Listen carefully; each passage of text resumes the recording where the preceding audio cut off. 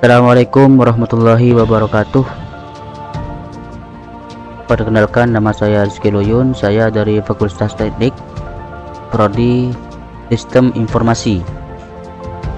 Ingin mengerjakan UAS, ujian atau ujian akhir semester mata kuliah pengaman sistem siber, dosen Hoiriyah MKOM.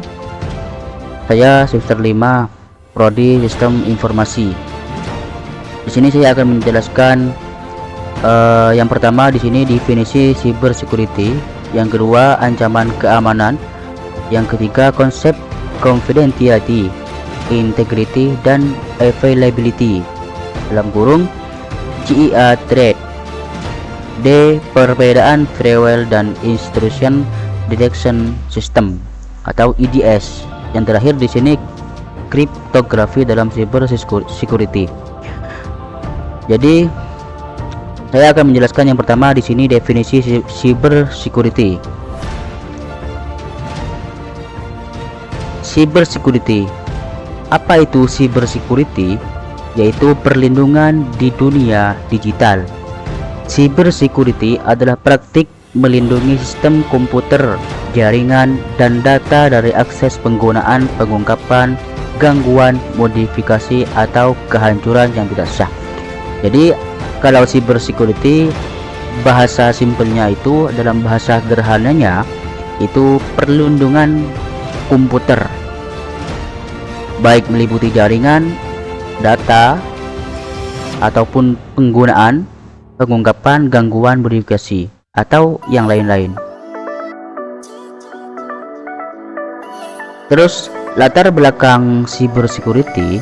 Latar belakang dari cyber security di sini ada dua bagian. Yang pertama ketergantungan digital, yang kedua meningkatnya ancaman. Yang pertama ketergantungan digital. Ketergantungan kita pada teknologi semakin tinggi setiap hari. Hal ini menyebabkan peningkatan kerentanan terhadap serangan siber. Jadi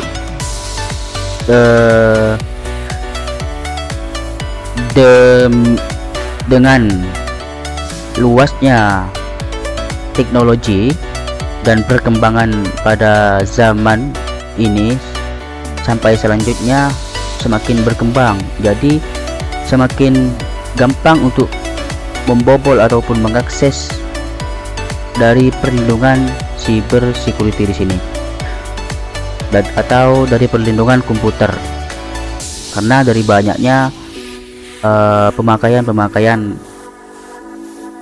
komputer ataupun digital lainnya. Yang kedua di sini meningkatnya ancaman. Penjahat siber semakin canggih dan termotivasi untuk menyerang sistem dan mencuri data sensitif. Ketika banyaknya penggunaan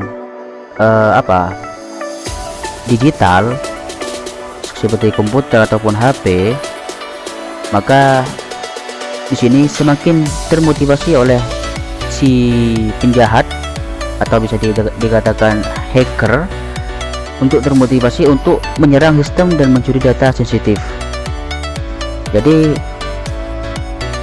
kalau bisa kita sebagai pengguna Android ataupun pengguna digital harus berhati-hati.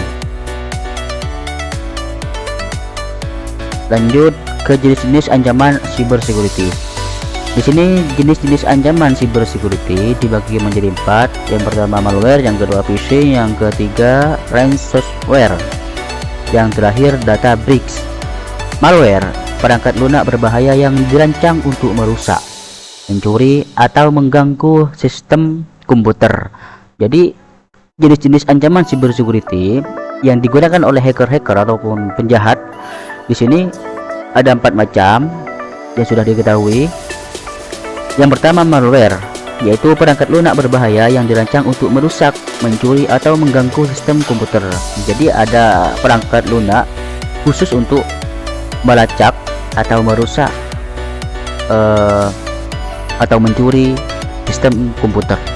Yang kedua di sini phishing, teknik penipuan yang bertujuan untuk mencuri informasi sensitif dengan menyamar sebagai entitas terpercaya. Jadi kalau phishing di sini teknik hanya teknik, bukan perangkat lunak, akan tetapi teknik penipuan yang bertujuan untuk mencuri informasi sensitif dengan menyamar sebagai entitas terpercaya. Seperti halnya yang sudah marak terjadi pada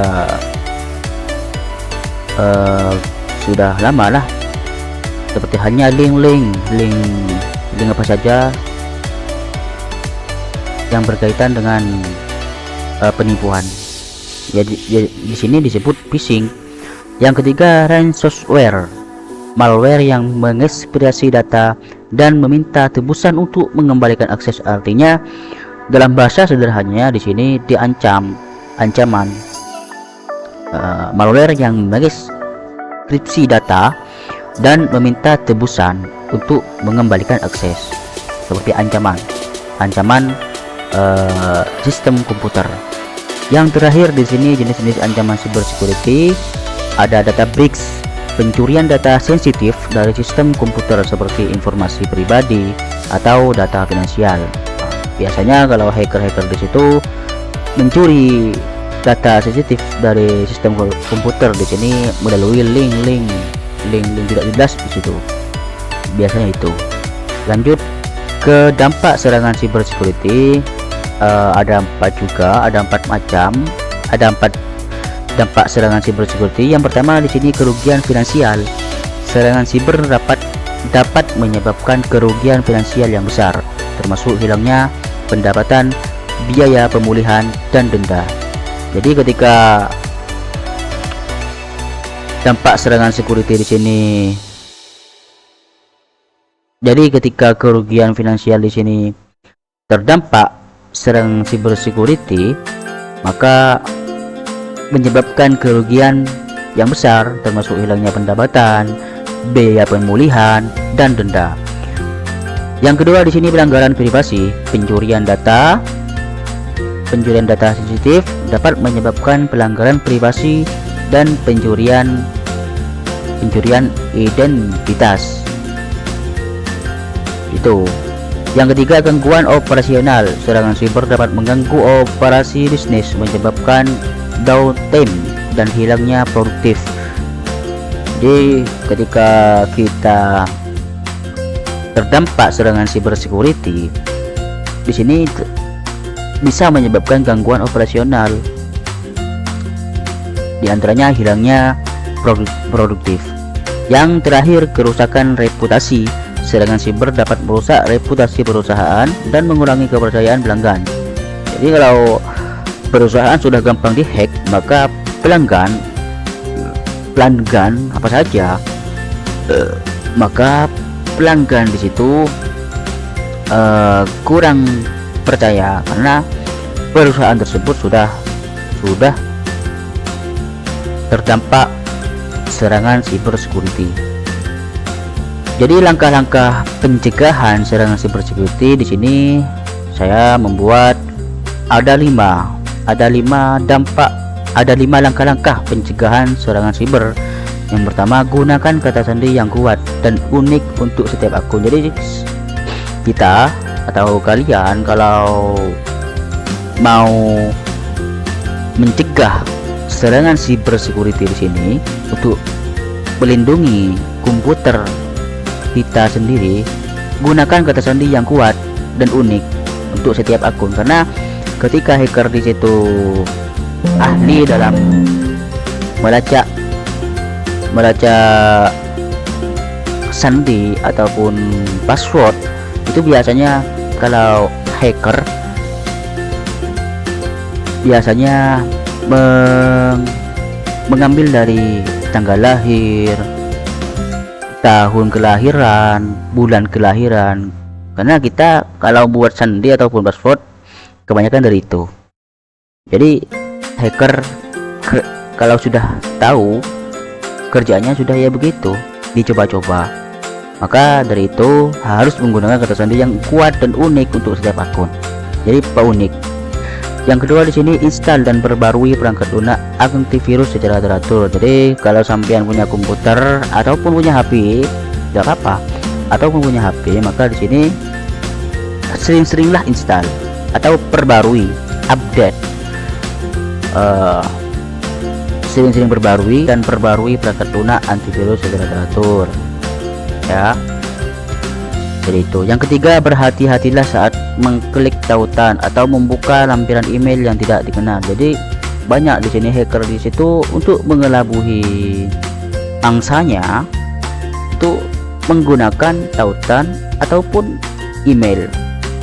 Jadi peringatan bagi kita, kalau ada email tidak dikenal ataupun tautan yang agak mencurigakan, jangan diklik karena itu berbahaya.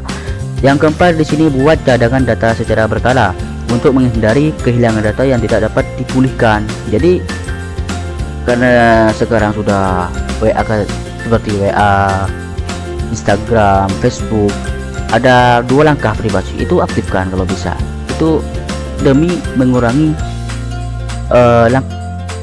pencegahan, demi mengurangi serangan cyber security. Dan yang kelima, langkah-langkah dari pencegahan serangan siber di sini. Yang kelima, pelajari tentang langkah-langkah keamanan siber dan bagikan informasi tersebut dengan karyawan. Jadi solusi yang terakhir di sini, pelajari tentang langkah-langkah keamanan siber dan bagikan informasi tersebut dengan karyawan. Jadi berbanyaklah belajar bagaimana cara mencegah serangan siber. Carilah di Google ataupun di web ataupun di di YouTube itu. Jadi pelajari. Itu yang kelima. Di sini ada keamanan data dan siber privasi dalam cyber security. Keamanan data dan siber privasi dalam cyber security di sini ada 3. Yang pertama, keamanan data melibatkan melindungi informasi sensitif dari akses yang tidak sah. Jadi yang pertama, keamanan data melibatkan melindungi informasi sensitif dari akses yang tidak sah. Yang kedua, privasi data adalah hak individu untuk mengendalikan informasi pribadi mereka. Yang ketiga, perusahaan harus menerapkan langkah-langkah keamanan yang kuat untuk melindungi data pelanggan. Jadi keamanan data dan privasi dalam cyber security, ya ini ada 3. Di antaranya ada 3 gitu. Peran pemerintah dan industri dalam cyber security di sini ada 5: kerjasama, kebijaksanaan, penelitian, pelatihan, kesadaran. Jadi kalau kita mempunyai perusahaan sering-sering bekerjasama, kebijakan, penelitian, pelatihan, dan kesadaran, sehingga data perusahaan kita aman terkendali dari serangan cyber security. Jadi serangan hacker. Kalau kita sering-sering kerjasama, bijak, sering meneliti, sering ada pelatihan, dan yang terakhir di sini kesadaran. Sadarlah itu. Kesimpulan dan rekomendasi, cyber security adalah isu krisis yang membutuhkan perhatian dan tindakan proaktif dari semua pihak. Investasi dalam keamanan siber, tingkatkan kesadaran dan berkolaborasi untuk melindungi dunia digital kita. Itu.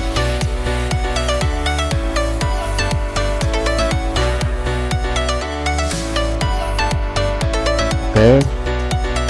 Saya di sini selanjutnya akan menjelaskan yang ketiga, yaitu konsep confidentiality, integrity, dan availability. Apa itu perbedaannya? Langsung saja di sini saya akan menjelaskan.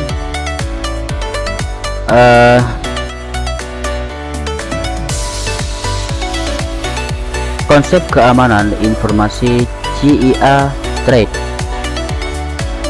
CIA Threat adalah kerangka kerja keamanan informasi yang membentuk dasar dari berbagai kebijakan dan praktek. Definisi dari confidentiality yaitu kerahasiaan, menjamin bahwa informasi sensitif hanya dapat diakses oleh individu atau entitas yang berwenang. Contohnya data pelanggan, informasi keuangan, dan rahasia dagang. Definisi integrity di sini atau integritas, menjamin keaslian dan keakuratan informasi, mencegah perubahan atau manipulasi yang tidak sah. Contoh, database transaksi, catatan medis, sistem voting online. Definisi availability. Jadi perbedaan antara integrity dan availability. Kalau availability yaitu ketersediaan, kalau integrity integritas, atau kalau availability ketersediaan yaitu menjamin akses yang berkelanjutan dan lancar terhadap informasi oleh pengguna yang berwenang. Contoh, website layanan publik, aplikasi perbankan online, sistem komunikasi darurat. Jadi kalau integrity lebih ke database atau catatan medis atau sistem voting online. Kalau availability yaitu lebih ke layanan publik, aplikasi perbankan online, sistem komunikasi darurat. Hubungan antara CI trade ada 4. Yang pertama CI trade, yang kedua confidentiality, yang ketiga integrity, yang keempat availability. Ketika pilar ini saling berkait dan mempengaruhi satu sama lain. Jadi kalau tidak ada CI trade itu berpengaruh, jadi mempengaruhi satu sama lain. Pentingnya CI trade dalam keamanan informasi ada 3. Yang pertama, mencegah kehilangan data. Yang kedua, menjaga kepercayaan. Yang ketiga, meningkatkan efisiensi. Yang kesatu di sini mencegah kehilangan data, yaitu melindungi data sensitif dari akses dan perubahan yang tidak sah. Kalau yang kedua yaitu menjaga kepercayaan, membangun kepercayaan pengguna dengan memastikan keaslian dan kehandalan informasi. Yang ketiga di sini akses yang lancar terhadap informasi yang penting bagi operasi organisasi.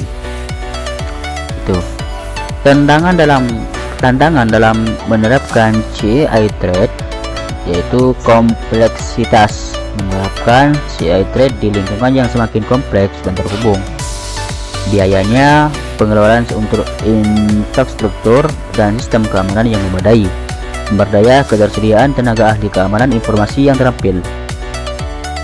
Tadi kasus penerapan CI trade di organisasi ada 5. Yang pertama di sini analisa risiko, yaitu identifikasi ancaman dan kerentanan data pasien. Yang kedua, pengaturan kebijakan, penerapan kebijakan akses data dan protokol keamanan. Yang ketiga, teknologi keamanan, implementasi sistem keamanan informasi seperti firewall dan enkripsi. Yang keempat, pelatihan staf, peningkatan kesadaran dan pengetahuan staf tentang keamanan informasi. Monitoring dan evaluasi. Yang kelima di sini pemantauan, yaitu pemantauan dan evaluasi berkala terhadap sistem keamanan. Kesimpulannya dari perbedaan integritas dan availability itu penerapan CI trade sangat penting untuk melindungi informasi organisasi. Tantangannya dapat diatasi dengan strategi yang tepat dan komitmen dari semua pihak. Jadi sering-seringlah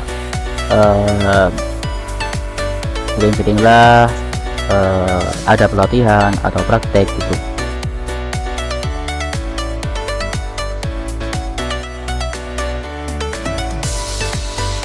Dan selanjutnya perbedaan firewall dan intrusion detection system dalam kurung IDS.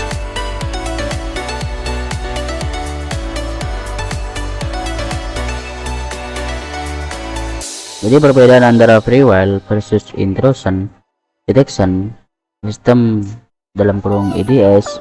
Mari kita bahas perbedaan dan fungsi utama dari firewall dan intrusion detection system dalam kurung IDS. Definisi firewall, penjaga gerbang, dibagi menjadi 2 di sini. Penjaga gerbang, yang kedua filter jaringan. Firewall adalah perangkat lunak atau perangkat keras yang berfungsi sebagai penghalang antara jaringan internal dan eksternal seperti penjaga gerbang.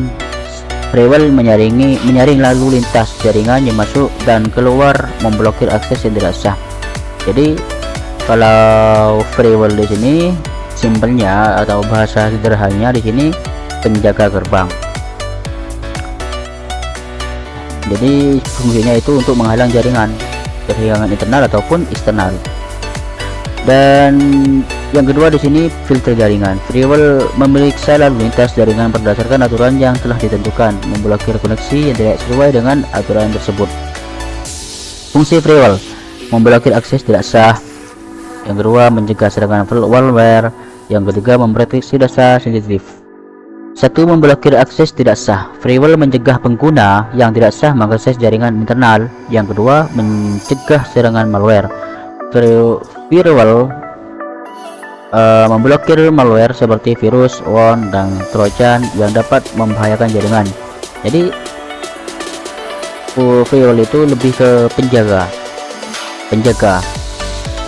atau gerbang. Penjaga maksudnya jaringan antara eksternal ataupun eksternal. Yang ketiga memproteksi data sensitif. Firewall membantu melindungi data penting dari akses yang tidak sah. Jadi itulah pekerjaan dari firewall ini, seperti halnya spam itu, ibaratkan spam atau gerbang. Definisi intrusion detection system ada dua juga, jadi perbedaan antara firewall dan detection system sini. Sistem deteksi ancaman. Intrusion detection system adalah sistem yang memantau aktivitas jaringan untuk mendeteksi jaringan serangan yang sedang berlangsung. Yang kedua, pengawas jaringan. IDS bekerja dengan menganalisis lalu lintas jaringan untuk mendeteksi pola serangan yang diketahui. Fungsi intrusion detection system di sini ada 3. Yang pertama, deteksi serangan, yaitu mendeteksi serangan yang mungkin tidak terdeteksi oleh firewall. Dan yang kedua, melapor aktivitas mencurigakan, mengirim peringatan kepada administrator jaringan tentang aktivitas yang mencurigakan. Yang ketiga, respon serangan. Beberapa IDS dapat melakukan tindakan respon seperti memblokir akses ataupun mencatat log kejadian. Jadi kalau fungsi dari intrusion detection atau IDS di sini tidak jauh beda lah dengan firewall. Kalau firewall di situ gerbang utama, ibaratkan gerbang utama. Kalau yang intrusion detection di sini lebih ke penjaga yang kedua, seperti 2 langkah verifikasi di WA di situ. Itu fungsi dari intrusion detection system. Perbedaan firewall dan IDS. Nah, di sini ada yang pertama, firewall yaitu menghentikan serangan yang diketahui. Kalau IDS mendeteksi serangan yang mungkin tidak diketahui. Tidak jauh beda. Kalau firewall menghentikan serangan yang diketahui, kalau IDS mendeteksi serangan yang mungkin tidak diketahui oleh si firewall gitu. Jadi penjaga yang kedua. Kelebihan firewall yaitu ada 3. Blokir akses, yaitu mencegah akses yang tidak sah ke jaringan internal. Itu kelebihan dari firewall. Yang pertama, memblokir akses. Yang kedua, filter lalu lintas, memblokir data berbahaya berdasarkan aturan yang telah ditentukan. Yang ketiga, tingkat keamanan tinggi. Firewall memberikan tingkat keamanan yang tinggi untuk jaringan. Kelebihan IDS itu kalau firewall ya yang tadi, kalau yang IDS di sini ada 3 juga. Deteksi jaringan, deteksi serangan. Yang pertama, deteksi serangan, mendeteksi berbagai serangan termasuk serangan yang tidak diketahui. Yang kedua, analisis data, membantu dalam analisis data dan mengambil kebutuhan keamanan. Yang ketiga, tingkatkan kesadaran keamanan, meningkatkan kesadaran tentang potensi ancaman keamanan. Jadi itulah kelebihan dari IDS ataupun firewall. Perpaduan firewall dan IDS, yang pertama di sini pertahanan lapisan. Firewall dan IDS membentuk lapisan pertahanan yang komprehensif. Yang kedua, deteksi dan pencegahan. Firewall mencegah serangan sementara UDS mendeteksi ancaman yang mungkin lolos. Yang ketiga, keamanan optimal. Kombinasi keduanya menawarkan tingkat keamanan optimal untuk jaringan. Jadi fungsi dari keduanya ini sama-sama menjaga keamanan. Yang disebut firewall ya ataupun dan UDS tidak jauh beda. Kalau firewall gerbang pertama, ibaratkan gerbang pertama. Yang kedua, gerbang kedua. Yang UDS yaitu gerbang kedua, ibaratkan verifikasi 2 langkah di WA itu.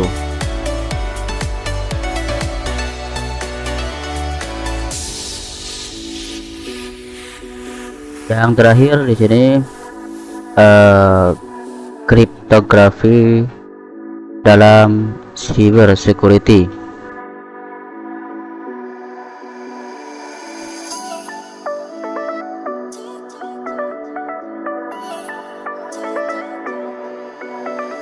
Oke, kriptografi dalam cyber security yaitu memainkan peran vital dalam menjaga keamanan dunia digital saat ini.